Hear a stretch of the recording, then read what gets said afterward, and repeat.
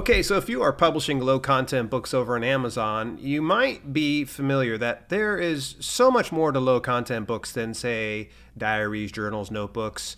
There's actually something that you need to be tapping into. That's why we're going to be talking today with my guest expert, Keith Wheeler Books, about KDP puzzle books. You're going to want to make sure you stay tuned to today's video. What's happening? It's Dale here, and I'm just tickled to death you took a little bit of time out your day to take a little bit of time with me to talk about my favorite thing in self-publishing books. We're going to be talking about KDP puzzle books, but before we do jump into that, I want to let you know that today's broadcast is exclusively sponsored by the fine folks over at Pro Writing Aid. Listen, folks, it's one of the best grammar checkers you can find today. Fix your grammar and style just like I do by going on over to dalelinks.com/prowritingaid. You can get free access or even 20% off premium access when you get it today. Get the premium access. You'll thank me later. Folks, Keith Wheeler is a multi-award winning author, including winning the Pinnacle Award for Children's Sports Activity Books. Keith has helped countless others achieve their lifelong goal of becoming self-published authors, leading many of which to Amazon bestseller status. He's accomplished this through his 30-day coaching program, course, and active YouTube channel, Keith Wheeler Books. And I am I'm really just tickled pink right now. I know I said tickled already so many times, but I'm just excited because this is a guy that I worked with about a few years ago in my own coaching program. So I'm beaming with pride right now to be able to bring him onto the air. Welcoming to the show. Let's go ahead and get the right one. Welcome to the show, Keith Wheeler. Keith, how you doing, buddy? I am doing great, Dale. Thanks for having me. I'm just ecstatic. You and I were just talking like, what the heck took so long for us to get you on here anyways, man? Yeah, it's crazy. Yeah, it's took us forever. Like, you're speechless at this point. By the way, no echo. Go figure. We were doing lots of echoes when we got on here, so I think you probably solved the issue. So I want to give a big shout out to everybody that's watching here live. Here, folks, load Keith up with as many questions that you have about KDP puzzle books because he's going to help cover some of those type of things. Just want to let you know that I'm going to be picking his brain, and you can do that too. And yes, in the course of that time, we're also going to mention that he actually has, you ready for this? Puzzle book Domination, of course, that's out on the market. Keith's point right directly below you right there. Look at that link. You can always go see that link. It's also inside the pinned comments on the YouTube channel. So let me know where you're watching from. I'm on LinkedIn. I'm over on YouTube. I'm on Facebook. And I'm on other avenues that might be on or might not be on. So we'll just kind of find out. In the meantime, folks, I have some questions for Keith myself. So I'm just going to go ahead and ask them. So Keith, if you are ready, what's the big deal with puzzle books, man? Because you know me. I don't publish puzzle books, and it's not that I don't think they're great, but I want to hear what your take is. Yeah, I get it. You're coming right out, swinging hard right out the gate. Okay. So puzzle books. I can go to Amazon and I can buy Dale L. Roberts, the Amazon self-publisher book, and I can read it from front to back. And when I'm done with it, if I want to read it again, I can. I don't have to go out and buy another one. With no content and low content books, as you know, those are consumables. So once they're used up, you have to go out and buy another one. But you have to go out and buy that same one. Puzzle books are like the next step because while they're still consumables, once you're done with a certain puzzle book, you can't go out and buy that same puzzle book because you've already done those puzzles. So you have to buy another one. So if you're publishing puzzle books and you have multiple ones out there, just by the sheer fact that they exist, they're self-promoting themselves or cross-promoting themselves. So instead of having, a bunch of line journals and maybe you have one line journal that's selling pretty well and the rest aren't doing anything. Yeah. With a group of puzzle books, they're feeding off of each other's sales. And I mean, and what better time to be publishing puzzle books than when people are home more now, bored and looking for ways to, spend their time, activate, use their brain, and or people who are working from home and they've got kids and they want something quiet for the kids to do while they can get some work done. So it's the perfect time to be doing it. So am I to think then that I shouldn't just publish one puzzle book? I need to probably go real deep. Well, I mean, definitely I would suggest not doing just one, but just like with when you're starting a new niche with no content or low content books, Hmm. I usually do about 3 to 5 in a series. Yeah. But and then see how that works out. Most of my series, after I've proven I'm getting sales in them, I'll make them like 10 or 20 series deep, and and then I just let them go, and I'll work on the next niche. Okay. You don't have to do hundreds and thousands like you do with if you're just publishing line journals. Okay. So you don't need like this massive volume. A good backlog is more than sufficient then. Exactly, exactly. So let's kind of dial this back just a little bit here. I want to know, who is puzzle book publishing for? Is this for everyone, or is this for just a select few? Well, a lot of people would, obviously immediately think, oh, if you're doing no content, low content books, then you do puzzle books. Which, I mean, it is a lot easier to gravitate towards that. Yeah. So definitely people who are doing no content, low content books. But writers, there's an untapped potential right there if you're doing puzzle books as well, because whatever you're currently writing, you can create a companion puzzle book or puzzle books and use that as almost a lead magnet into your already existing series, especially if you're in a, a genre that's really competitive. Like if you're doing, military science fiction, it's kind of hard to get your book, unless you're spending a lot of money on ads, to get your book seen. Yeah. But there's not as many military science fiction puzzle books. So someone can find your puzzle book, and through your puzzle book, like a lead magnet, could lead them into finding you as an author. So the short answer is really it's for everyone. Nice, nice. I love the fact that you can build it almost like a marketing asset, that it advertises for your flagship books. That's brilliant. Chef's kiss on that one. Are there any puzzle books that sell better than most? And could you be able to tell us? Yeah, well, yeah. There. I mean, you've got the go-tos. You've got the crosswords, the Sudoku, the word searches, books like that. And those obviously everybody knows about. They're super popular. But because of that, they're also super competitive. They're like the equivalent to the line journal when it comes to no content books. Everyone's got them out there. But there are so many other puzzle book types that are less competitive, but are still very lucrative. Things like cryptograms, Hashiwakakero, and a bunch of other. God bless you. What was that again? Exactly. How many people are going to be Googling up Hashiwakakero right now? They're also called Hashi. But yeah, it's kind of like a Sudoku as far as it's being a numbers puzzle. Yeah. But it's other than that, it's completely different. But it's a lot of fun, and they're super lucrative. Nice. You just taught me something new. I've never heard of Hashiwakakaru. Yeah. Wow, that's incredible. Okay, give me a hot take, because you just gave me like something brand new. What's like another like niche of puzzle book that maybe I've never heard of, or maybe that is not tapped into? Well, I mean, word matches are something that, there's software out there that do the word matches, but, if you think back to when you were in elementary school and you had or even in preschool, and you had the capital E and the lowercase e, and you had to line up which matched with which, that's a word match, so you have two words that correlate to each other, and they, but they're not lined up, and you have to match them up. You can do them for kids, and they're like, matching up the city and state and that kind of stuff. Yeah. Those are pretty popular too. But the biggest one is just more of a variety type book. Excellent. So those have been the ones that have worked the best for me. Do you have to spend a ton of money publishing puzzle books to see any real return? No, not at all. There are software packages out there. There are courses out there that you can use, and some of the software packages I trust, and I even use myself.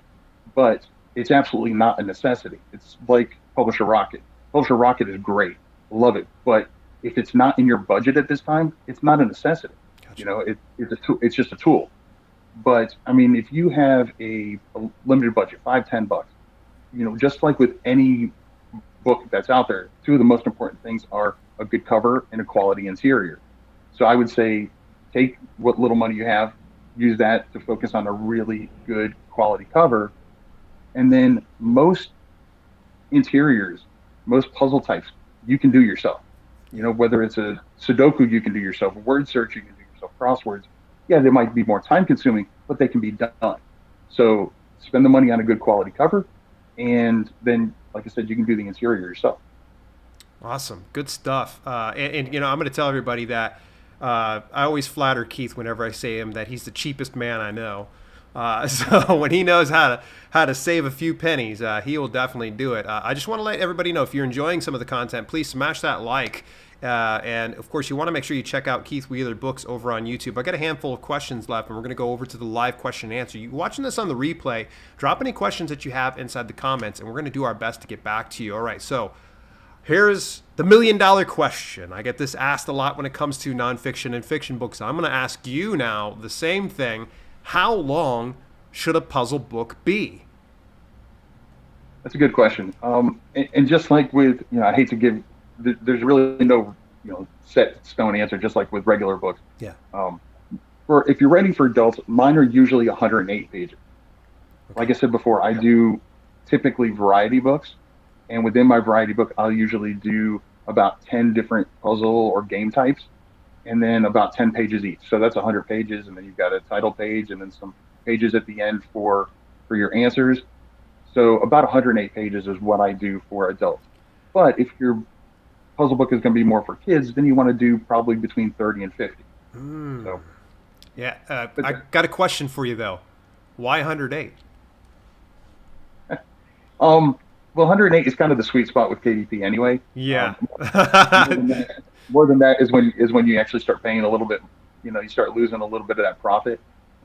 But it just happened to fall out that way when most of mine have X number of answer keys at the end, so it just happened to fit into that 108. So just to kind of break it down, essentially at the 108 page range, anything below that, you're not having to spend any extra. Anything above that, 109 pages, 110 pages, we're having to pay, or we lose from our bottom line. Am I correct in saying that? Correct. Nice. I mean, it's only a few pennies, but those few pennies add up. It does. Yeah, it takes from your bottom line. What's a good price for puzzle books? I mean, is there some price that you find sells the puzzle books the best every time? Well, and it's going to be kind of like with any book. I get this a lot on my channel. Yeah. Is they ask me, what should I price it at? And usually, what I suggest, and it's going to be the same for puzzle books, is to check out your niche, find out the top 10 to 20 selling books. It's important that they're selling, and see about what their page count is and what their price is, just so you get a good feel for what your readers and customers are expecting and what they're used to. But the sweet spot for me has been somewhere between $7.99 and $8.99. Although in some of my niches, I'm almost at $15 a copy. So, woo! Yeah. I love that bottom line. Exactly. So again, it all depends on your niche. So if you're pricing it about $7.99 to $8.99, what's typically your profit? You're usually making about a good $2-3 profit off each one. And so at $15, what are you pulling in? A lot more than that. Usually closer to the 8 or 9. Woo wee! Anybody want that? $8 per sale? I love that, man. You're talking my that's some dollars and cents. It makes sense to make them type of dollars. Well, and keep in mind, obviously, I sell less in quantity, but I still, I mean, if I wasn't selling enough, then I'd drop the price. Yeah. So it's still, again, it depends on the niche. Okay, so I've got a loaded question here for you, and that is, obviously, you always hear me saying you shouldn't just publish and pray for the best, so I'm going to be asking you this. How do you market puzzle books? Surprisingly, I actually market my puzzle books more like I market my written books. Okay. First and foremost, I use Amazon ads. For one, it's because it's Amazon, there's no middleman that you have to pay. Yeah. So they're higher profits for you. And also it's just, you can start at $1 a day, and it's very intuitive. And between, I've got videos, you've got videos, Dave Cheston's got videos. So there's plenty of information out there on how to use Amazon ads. But the other way that I use, and you ready to send your eyebrows? You're going to love this. I love it, man. I'm already vibing with you here on this one. I know you're going to be getting dropped. So folks, clip this right now. Right. My email list. And when I say email list, I don't mean an email list for people who purchase puzzle books. I'm talking about for my children, people who've read my children's picture books and have signed up for my newsletter, I include a link to my children's puzzle books. But I also include, and this goes back to my background of being in market research for over 20 years, I also include a link to one of my other puzzle books that are not related to that niche. And the reason why I do that is because now I'm learning about my subscribers, my newsletter subscribers. I'll use an example. One that you'll love is, let's say that Dale just finished, he's got a series of Werebear Shapeshifter Romance. Okay. And so you've got your subscribers. And so you're going to include a link to your Werebear Shapeshifter puzzle book. But you also decided you're going to write a space opera. You're not going to advertise that space opera to that niche because they're not related. But if you have a puzzle book for your space opera, you can include a link to that, and it's a lot simpler. It's a lot less direct. It's kind of like a gateway connection between those readers and what could be future readers of your new space opera. So you might find out that 13% of your Werebear Shapeshifter subscribers also are interested in space opera. Huh. So that's good. So it's almost like you're trying to find that cross section of folks Exactly. that could appreciate that, and even probably start to build a good segmented portion of your email list. Brilliant, dude. Telling you what, man, big brain stuff right there. All right, I'm going to ask you the $1 million question. Of course, the thing that brought you onto the show today is puzzle book domination. What the heck is the deal with this, and who told you should be doing something like that? Well, it's not $1 million, I'll tell you that. Well, the idea came from a little-known friend of mine, Dale L. Roberts. Yeah. So basically, it's a video-driven course where I show you how to create over a dozen different puzzle types and game types. So they're not just puzzles. There's games in there as well that you can make on your own. I use PowerPoint, but you can use Google Slides, Word, whatever. And the great thing is these are puzzles and games that I have researched, I've created myself, and more importantly, have actually sold for me. And none of them currently exist in any paid software that I've found. So, I actually use them in conjunction with some software. But I also have videos on how to make your puzzle books more profitable, how to build a puzzle book brand, some tips on how to create a good puzzle book cover. And I even show you how to create a game around your particular niche. So it'll be a unique puzzle that only exists in your puzzle book, or a unique game that only exists in your puzzle book or activity book. Very, very cool. I love that. It's a very deep course, by the way, folks, and I stand behind anything that Keith does. Folks, go to dalelinks.com/puzzlebook so you can get more details, or there's also a link inside the pinned comment on YouTube, dalelinks.com/puzzlecourse or dalelinks.com/puzzlebook. Obviously, it is an affiliate link, so Keith will actually shower me with millions of dollars. But actually, the price is pretty reasonable. Go take a look at that. All right. How can viewers get a hold of you? Before we jump into the question and answer, I wanted to make sure everybody knows how to find you. Well, the easiest way is probably through the YouTube channel, which is Keith Wheeler Books, or you can email me at keith@kwheelerbooks.com. kwheelerbooks.com. And yeah, I'm such a dunce. I knew that you had that website. I looked up keithwheeler.com and it was like 404. And I'm like, come on, Keith, get your stuff together. And you're like, it's K Wheeler Books, dude. I was like, oh, whoops. All right, so I'm going to come on over here to chat, and I want to get loaded up with questions here because I've seen a couple people here. It looks like we're sorted out over on LinkedIn. Daniel Zafar, thank you so much for popping in. And Coffee Quills, Waves, thank you very much for waving Coffee Quills. Tokyo and Twitch. Ooh, out in Tokyo, Japan. Nice. Love me some Tokyo. All right, just shared in Keith's group. Thank you so much, Andrew Wong. I appreciate it. Wayne Blanco, great to see you. Bright and sunny in Waterford in the UK. Okay, here we go. Wayne's got a question for you. Do you use a different author name for your puzzle books? Some. It depends on the niche I'm in. And some of the niches, if I already have a brand there, then I just use the same brand name. So if I, Keith Wheeler, for my children's books and for some of my other niches, but I do use a pen name for others. Nice. And I'm going to kind of build off of that. Like, how many pen names do you go with? Do you just Are you just doing one? Are you doing dozens? Um, I basically I have one or two that are solely for puzzle books, Yeah. and then other than that, it's just whatever. I do have other pen names that I use for other niches that I'm in, and I just use that same pen name for the puzzle books because I might as well ride that same brand, right?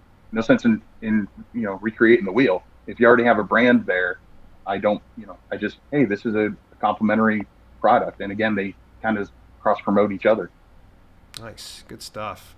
I know you're probably sitting there going like, Dale, why are you asking me these questions? Remember, I'm just interviewing here. So, Angstaz over on Twitch. What's going on, Angstaz? Great to see you join us. What would be distinctive about a military science fiction puzzle book? Ooh, all right. Come on, Keith. Put your thinking cap on and get creative here for us, buddy. Oh wow, okay. So I knew I shouldn't have used that example because I don't know anything about military science fiction.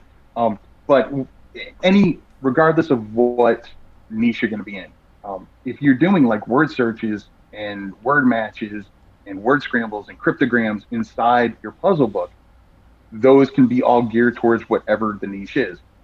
So those would be more military science fiction type words, which I have no clue what they are. But that's more of a Chris Fox question. but but yeah, so that's how you would tie it into the niche, as well as obviously your cover. If you wanted to put any kind of images on the inside, little uh, vector graphs or whatever, to kind of tie it in. Yeah. Uh, Doug Collins, by the way, what's going on, Doug? Great to see he's over on Facebook. He says, "Where do you get the puzzles for the books? Do you make them yourself?" Um, I I would say probably depending on the book, at least 50% of my books are ones that I've made myself, and then I do use software like for certain ones like word searches and word matches and things like that. But like I said, for the Hashiwakakeros and the other ones that I always include, I definitely obviously I do those interiors myself. So some books have 90% my things I've created, and then 10% from a software, and then others are more the other way around. But on Awesome. average, I'd say about 50% of any given variety book that I do are ones that I've made myself. So you show some of this process in your course, correct? Yes, I show all the videos in there are they're like there'll be an intro to each puzzle type. I said there's 14 right now. Um, Woo! but so there's an intro into what that puzzle or game type is, and then I show a tutorial on actually over my shoulder how I actually create it, and then I also include an instructions, a PDF that you can download or you can change it if you want, where it's instructions that you can include in your book to explain to the reader how to play that game or how to do that puzzle.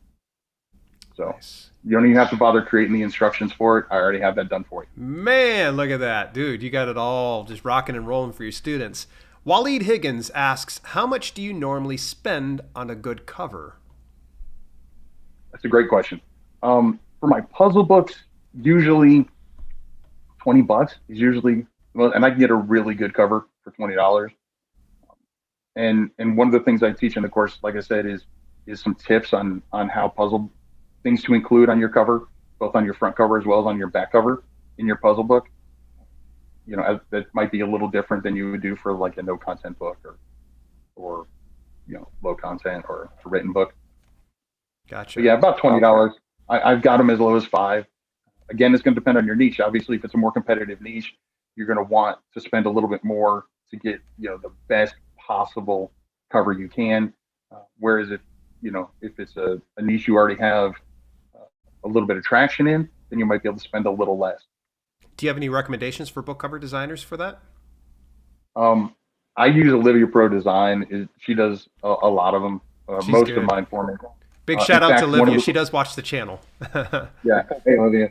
I didn't know she watched the channel. But the matter of fact, one of the ones, and I didn't even tell her this, but one of the ones that she had created a cover for actually won the 2020 Pinnacle Award for Wow.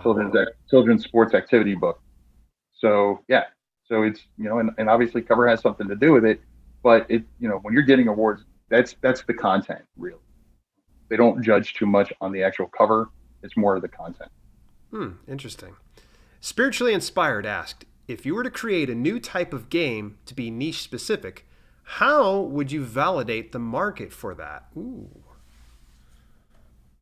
Wow, that's a good question. It's ideally you're going to be creating puzzle books, at least to begin with, for niches that you're familiar with and that you have a passion for. Um, if you don't know anything about that niche, then obviously you're going to want to do quite a bit of research if you're going to create a game for it. The important things about the games are you want to make something that is first and foremost fun, because if it's not fun, no one's going to play it. You also want something that's going to be easy to learn, so they don't have to keep going back to the rules, because no one wants to do that. And that's, I mean, so to validate it, you really the only way to really validate it is to create it. But the important thing is you're validating the niche. If the niche is a proven niche, then chances are the people are going to be interested in a game that has to do with that niche. And once you put it out there, it's just like if you're creating a board game in any way, shape, or form, is they're basically going to be your play testers. I mean, if you have people at home or that that can test it out before you actually publish it, that's great.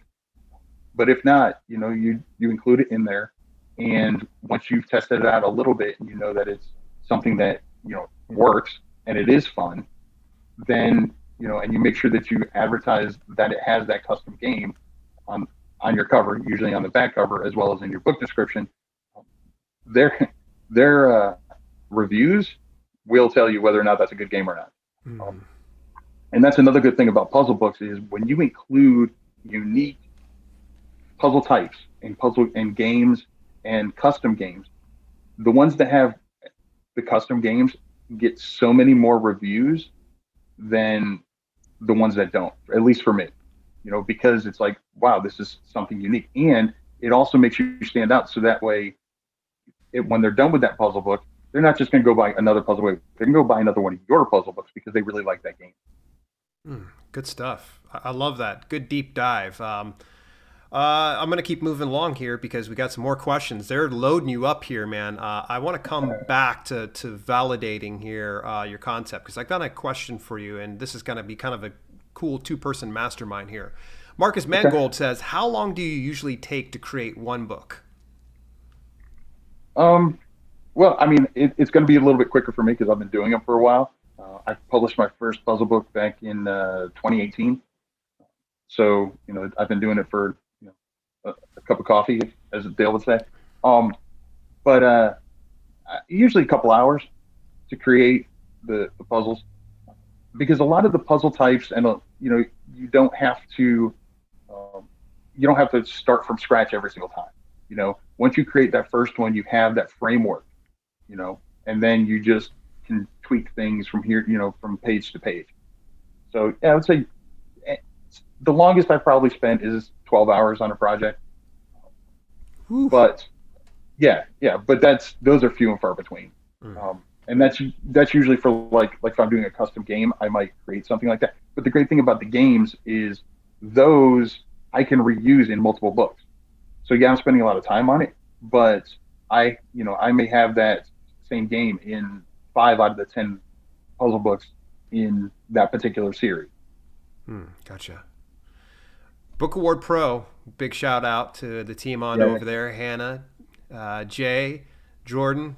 Always great hearing from you guys. Curious how specific you get for each ad on AMS. Do you duplicate ads for each book, or do you customize every ad campaign for every unique book?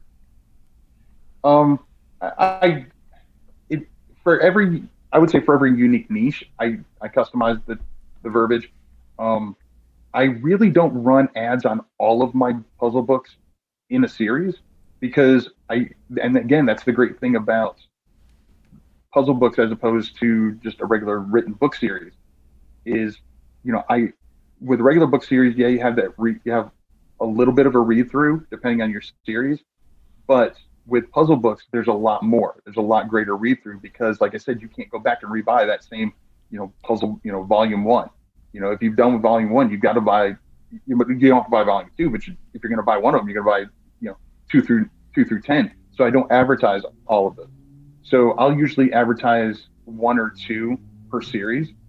And so because of that, I usually will use majority of the same terminology in my ads, and then there'll be some that are niche specific and specific to that book. I love that. So you look at like the entryway in like a set, like a series, and just push all the ads to that first in series, so that way people do the buy through. Right. And the funny thing is I don't always do it on the first, the volume one. It really depends on the type of puzzles that I have inside volume. So if I have what are, based on the research I do on keywords, if I find that, I'm just going to use Hashiwaka Karo just because it's fun to say. If hashis are, are a very lucrative term right now, keyword, although they won't be now that I've said it so many times, but a lucrative keyword, and I don't have a hashi in volume one, I have one in volume three, then I might be running ads from volume three. But I still treat it the same way as a series because it's not, unlike a written series, you don't have to read the first, you don't have to take, do volume one to get to volume two. There's no set order. Nice. That's good to know. So every now and then, do you find that if something takes off big time, do you put more ad dollars into it, or you just let it go? No, I'll put more ad dollars into it. Nice, nice. Okay, I got more questions, man. People are loading us up here, so we're not going to have Keith much longer. So if you got questions, please don't be over sitting by the fence being a wallflower, right? You got to ask the questions now. Ali says, hey guys, thanks. I have a question. How do you find the keywords for your puzzle books? Well, I use Publisher Rocket, but if you don't like, if link in the description, if that's not in your budget, then I do it the same way I find it for any book, whether it's a no content, low content written book, whatever, just going into Amazon in incognito mode, go to the drop down, put in a keyword, look at the drop down, see what shows up. Nice. All right. Next one. Marcus Mangold. This is a good one here. Where do you get your words for word search puzzle books? There are often thousands of words in it. Same question for crossword books. Words and clues. Okay. So for my crosswords, I don't do a lot of crosswords because to me, those are ones that I try to manage my time the most I can. And they have not been super lucrative for me. I think it's just because they're so competitive. Yeah. But I search the web, man. You make sure that you once you have a topic, obviously, you don't want just generic. So many people think that that generic books will sell because it reaches more, a broader audience. But it's actually typically less true because what happens is you're not dialed in. You're kind of just one of many as opposed to being more specific. So that's the first thing I do is make sure that you have a niche. And then I just, sometimes I'll search up books, I actually read physical books. I'll and get keywords there. But a lot of the times I just, I search on the web and I make sure that if I don't steal a list, you know what I mean? Like you don't just go on there, list of whatever and then just, okay, I'm just gonna copy and paste that. No, I mean you want to make sure that you're doing it the right way. What, you don't want to be sketchy? What's wrong with you, Keith? Yeah, right. Yeah, right. Yeah. So, and to be honest, I've known plenty of people who have done that, and one, they've gotten their accounts banned, and also they get negative reviews because people are like, I could find the same list on whatever site. So, your consumers aren't stupid, so they'll catch on to things like that too. So I would just say, search things up on the web, to get ideas, and then you can build it from there. But yeah, I mean, lists are, a great place to go is the internet because you can find anything on the internet. Nice. Good stuff. Waleed, come back with a question. Do you use auto advertising or create manual ad campaigns for each book? Thanks, guys. Great question. Manual. I've never found, I've heard so many people have success with the auto. I have never had success with automatic. Really? ads. Wow. No, it's, I wish I did because it's a lot quicker, been Sure coming up is. with all the A keywords couple and clicks and you're numbers. done. Yeah, yeah, no. I've manual is the only way I've ever really seen a good deal of traction. So Now, I'm I going to do build. manual. I'm going to build on this question here a little bit more. Do you go for the standard ad or do you do custom ads? Meaning that you'll do the 150 character, the 150 character. Help me out here. Ad copy. No, I do the ad copy. Nice. Um, So I, you I, feel that that I sells better than say doing standard? yes, and I've actually tested that with with both my written books as well as with the puzzle books, and I've found that it just you can, especially if you word the ad copy right, you can really invoke emotion from people, and people buy from emotion more than anything else. And so, you don't have to, you don't, it's kind of like with children's books, you don't have a lot of words to work with. So you have to make sure that the words that you do use are so powerful and really make a difference and get them to click that button. Gotcha. Yep, and that makes the huge difference. Yeah, so I hear a lot of really good stuff about custom ads. Obviously, I've had some success with it myself. Brian Cohen's real big about that. Brian Meeks, they swear by the custom ads. So take that a little bit extra time, create that 150 character ad copy, and it will make a huge difference. All right, I got one final tough question for you. This one's coming from the Rap Kid over on Twitch. How you doing? I'm doing great. I am doing amazing. If I was any better, there'd have to be two of me. All right, we can't finish on that question. We got two more that just popped on in here. Well, let's see here. Wayne says, not sure if it's been asked, but how does copyrights work with something like Sudoku, as there's only so many different Sudoku puzzles? Ooh, that's Well, I mean, you don't really have to copyright numbers. Um, from what I've been told by the lawyer, but there are so many different. I mean, yes, numerically, there's so many different. There's only so many combinations. yeah. But there are so many different ways to do a Sudoku puzzle. They don't just have to. Most people know the 9x9, but you don't have to just do 9x9. They've got smaller ones. You can do 4x4. You can do 5x5. You can do I think they call it like a super Sudoku, where it's actually a regular Sudoku, but then you have little dotted lines around some of the numbers and a little number up in the top, and the numbers that go in there have to add up to that sum. So it's just a next level to it. So there's so many different combinations you can do. So it's I, limitless. yeah, pretty much. C on the Moor says this. Hi, great info. One question. How many puzzles do you, on average, include in each book? Thanks.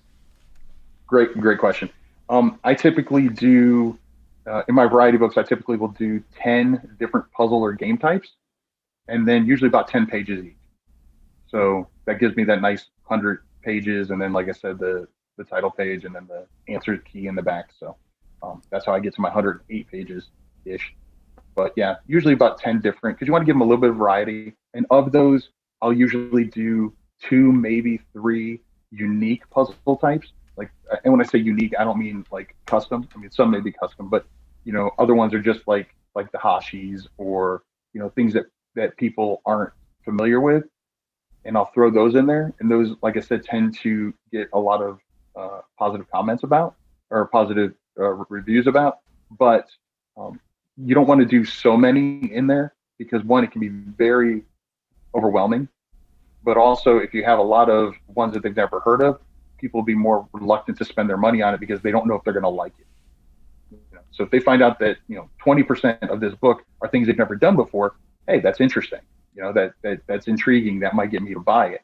Whereas if 80% are ones I've never known, I'm probably going to save my money and buy something else. That's true. That's true. I like that. I had never thought about that from that angle. Hey, Keith, what do the viewers have to do if they're watching over on YouTube?